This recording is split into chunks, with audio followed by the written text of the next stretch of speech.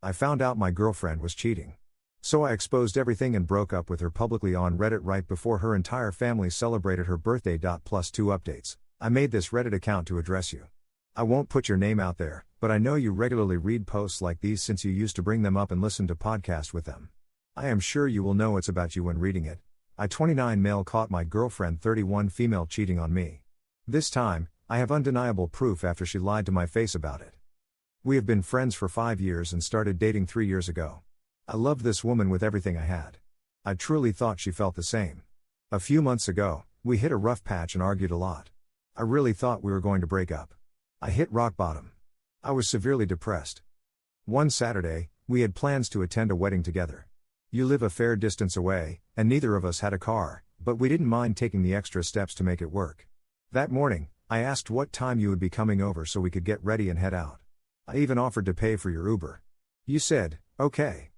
Hours went by. I didn't hear from you, and I started spiraling. I had a panic attack. I checked your location and it wasn't your house. It was some random parking lot. I messaged you. No reply. After a while, your location just turned off. I was worried sick. I kept calling. No answer for 6 hours, I was panicking. Then, at 9:30 p.m., note this time, you finally picked up. Your first words were, "Are you okay?" And I just broke down crying asking, "Are we okay?" You told me your phone died and that you were just out with your friends from school and I believed you. You had never lied to me before, so I thought. The next day, I couldn't even get out of bed. Depression hit me like a truck. You came over to comfort me. But something felt off. I tried to shake it off thinking maybe it was just in my head. The morning, I placed your Apple Watch on the charger. That's when I saw messages from you to your friend from school that you hung out with the day of the wedding. One said, "He was growling in my ear." Another said I had to cover up my hickeys like I was in school. Sent around 9:30, the exact time I was crying to you on the phone. When you got out of the bathroom, I saw the marks on your neck. When I asked, you said they were from scratching. On our way to work, I brought up the messages. You said you were lying to your friend. That you made it all up. I didn't believe you, but I swallowed it, and I swept it under the rug. Today, I was at your house as your family had a birthday party for you. Your family was there, some of your friends and our mutual friends too were there too. Including the one that celebrated you cheating and lying. The house was packed. I drank quite a bit because I knew I wasn't going to have the courage to do what I did. I went to your room to lie down in your bed, saying I didn't feel well. And after some time I told you I was going home and ordered an Uber. I'm in the Uber now typing this up, along with the iPad I gave you. While lying in your bed, I found it, and on it I didn't just find proof of you cheating, I found everything. The day you turned your location off, you were with the guy you play Call of Duty with. I'm mad at myself for not catching how often you played with him, and how you would laugh at his jokes. I saw the messages, how you two talked for months, and how you planned a hotel meetup the day after he picked you up from work, how you kissed him in his car, how you told him we broke up, you sending a pic of the hickeys he gave you, and guess what, those messages. Sent at 9:45 p.m. the same time I was breaking down on the phone, and you were telling me everything was okay. How inconsiderate could you fucking be, hearing some you claimed you love cry on the phone, and while there you're texting your school friend and him about your infidelity. Speaking of the school friend, I saw conversations celebrating your decision to cheat and laughing about how you got away with it, gassing each other up for lying to me. And there are more shit I found. I found flirty messages with multiple Uber drivers. I found out the ring you said was from your late grandmother was actually from your ex-boyfriend. You wore it our entire relationship. I found messages to him too telling him you were single. That you will always love him. I saw more messages with your Call of Duty duo with him saying very sexual things and you saying how nice that sounded. That was the same day I surprised you by coming over to your house for Thanksgiving. I found you sending sexy selfies to multiple men. Some of those pictures were from outing that we were out together. All this shit, and yet you talked about marrying me? You are a piece of shit. Normally, I am not a petty person, but F it. By the time I press post, I will have already sent screenshots of everything to your friends, the ones who would be ashamed of you, to your family, the ones who would disown you, to your Call of Duty buddies, who knew nothing about your double life, to my family, to our friend group, and to the shitty school friend who knew everything, smiled at my face at the party and is still there thinking everything is great. Every person who ever believed in us will know the truth. I have never been more disappointed in anyone in my entire life. You made this bed. Now lie in it. So Ida for exposing my no-good cheating ass GF and breaking up with her via Reddit? Update 1.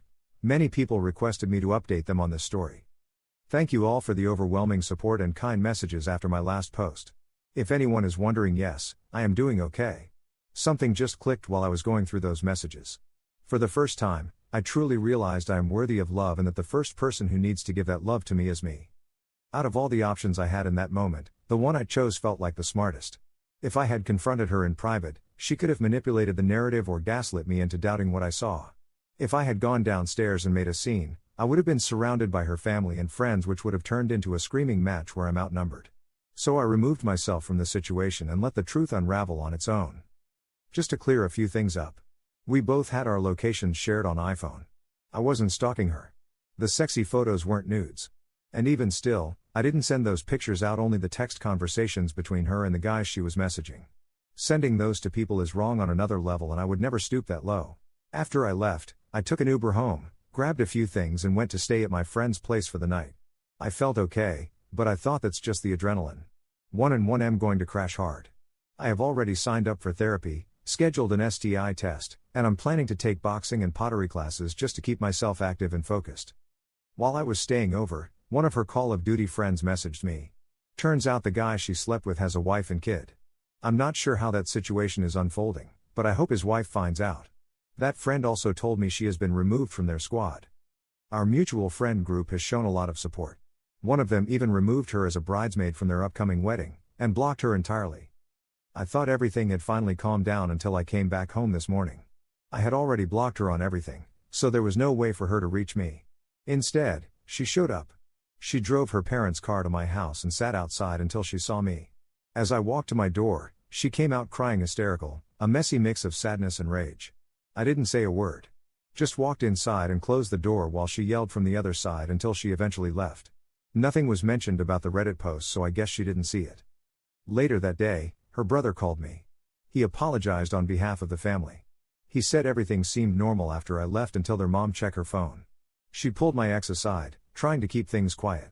But then her aunt, the one who talks a lot, shouted, "You are cheating on your boyfriend." In front of everyone. That blew the lid off.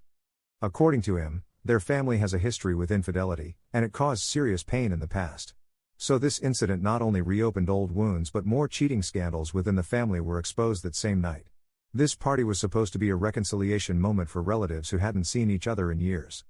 And the friend who celebrated the cheating with her? She got cussed out so badly by the family that she left in tears. Her brother told me he doesn't blame me for anything. He even said I handled it better than most would have, and he is here if I need anything. Honestly, the only thing I feel bad about is unintentionally ripping apart a family that was trying to move forward.